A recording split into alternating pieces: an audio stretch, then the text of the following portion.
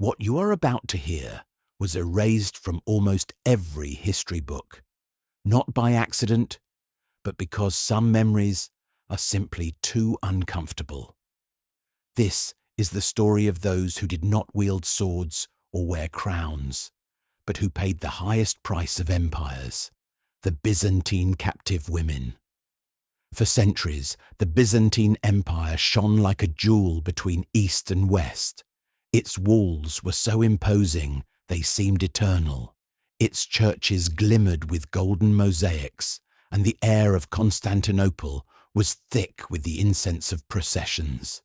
But behind that splendor lay a fragile reality, a life marked by duty, faith, and the constant fear of losing everything. A Byzantine woman might appear powerful, especially those born into noble families. They read poetry, studied philosophy, and sometimes influenced the political life of the empire. But their freedom was only an illusion. A woman's fate depended on her lineage, on the husband chosen for her, and on whether her land was in peace or at war. When enemy armies approached, the walls did not always hold, and when the walls fell, they were the first to pay the price. The chroniclers of Byzantium wrote of dowries, imperial weddings, and alliances between powerful families, but they rarely recorded what happened when those alliances collapsed, when soldiers stormed homes, when cities fell. Then the pages fell silent. And that silence is what we're going to break today. From the 7th century onward, the Byzantine Empire clashed again and again with the Arab world. The coasts of the Aegean, Syria, and Anatolia became stages of endless incursions. Armies came and went, and with them caravans of prisoners. Men were often executed or exchanged. Women, however, became living currency. There are chronicles that mention prisoner exchanges along the banks of the Lamos River in Cilicia. In one of these encounters, according to records, long lines of Byzantine women stood under the sun. Some were nuns captured in Cappadocian monasteries. Others were daughters of merchants or peasants. Opposite them stood Byzantine envoys with Muslim captives to trade. And between the two groups, silence. Some women returned home after years in captivity, but they did not always return the same. They had learned another language, another faith, another way of seeing the world. Priests questioned them, trying to decide whether they were faithful or traitors. But often, what they saw in their eyes was not guilt, but resignation. Church records tell of captives who refused to return to their families. They had borne children, built new lives, and that, for Byzantium, was unforgivable.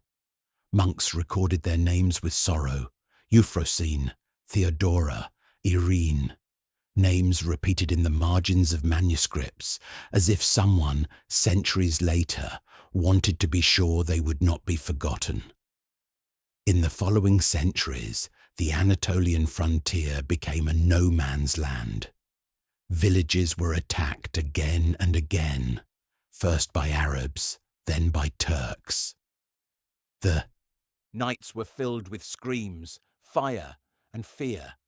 Men died defending their homes. Women vanished.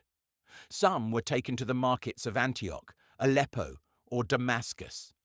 Others to the palaces of emirs, where they passed from captives to slaves, concubines, or forced wives.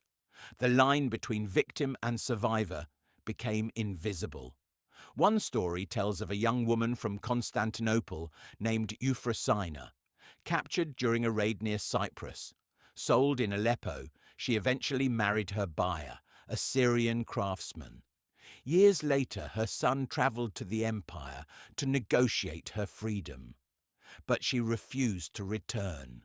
She said her life was there, that her past was only a distant dream. Her story was erased from official records because it did not fit the image of a virtuous empire. Yet, in the margin of a 9th century manuscript, someone wrote, "Euphrosyne, daughter of Byzantium, found peace among strangers." No one knows who wrote it. Perhaps a monk who met her, or a scribe who understood her fate. But those few words are enough for her voice to still be heard. Time passed, but the fate of Byzantine women did not change. Every war, every invasion, every sack repeated the same story with new names. And perhaps the darkest chapter of all was the sack of Constantinople in 1204.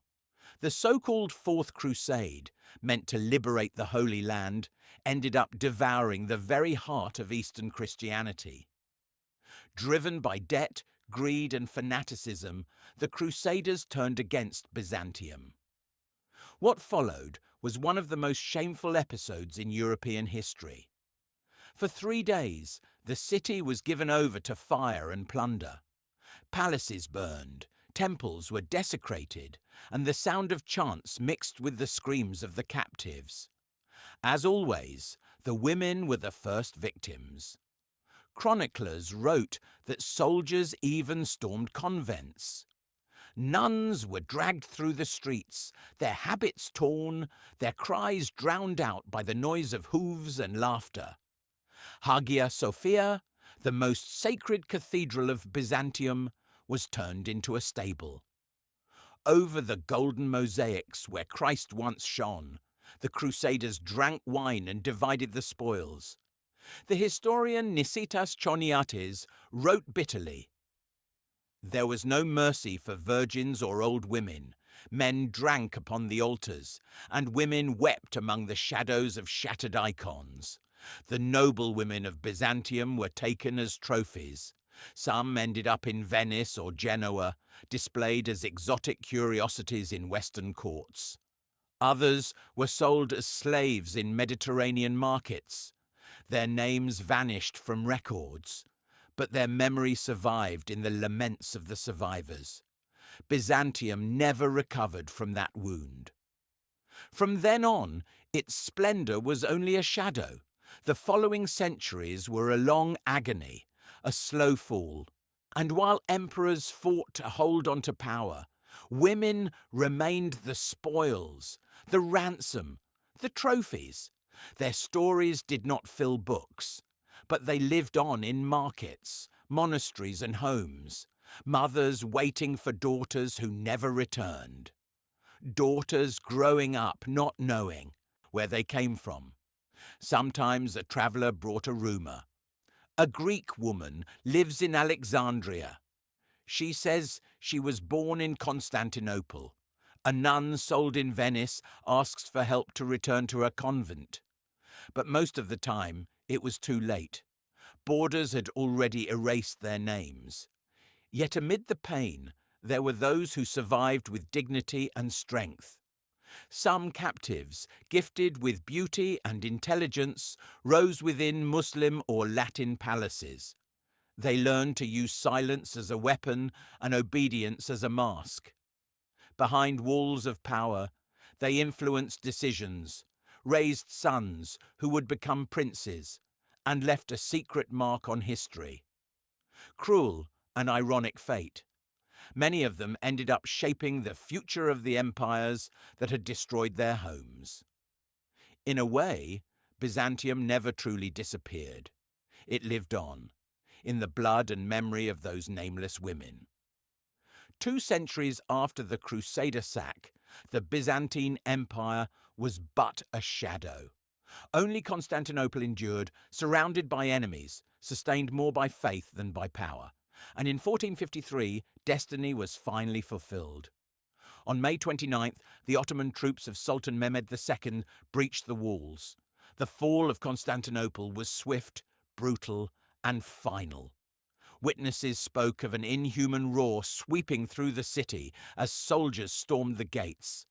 Temples were looted, homes destroyed, and the air filled with smoke and screams.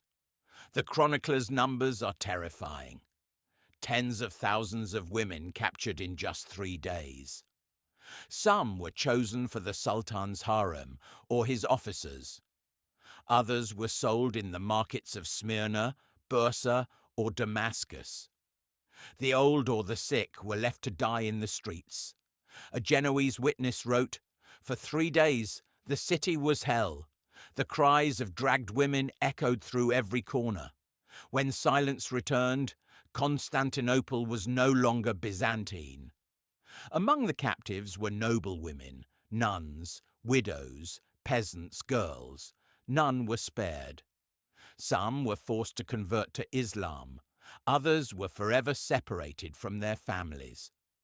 Their fates blended with those of thousands of other captives from different lands and faiths. Official history reduced them to numbers, but behind each number was a broken life, a silenced voice, and yet the fate of some of these women changed the course of history. In the palaces of Istanbul, Byzantine and Greek captives became part of the new order. Some bore children to Ottoman officials, even to the Sultan himself. Their descendants would become influential figures, mothers of viziers, advisors to power. The world called them odalisques, concubines, slaves. But their true legacy ran deeper. They carried with them the secrets, customs, and blood of a fallen empire. Through them, Byzantium survived, inside the heart of the Ottoman Empire. Centuries passed, yet the echo of those voices did not fade. In Ottoman documents, traces of Greek, Armenian, and Syriac names can still be found. Women torn from their homes, who, over time, became mothers of new dynasties.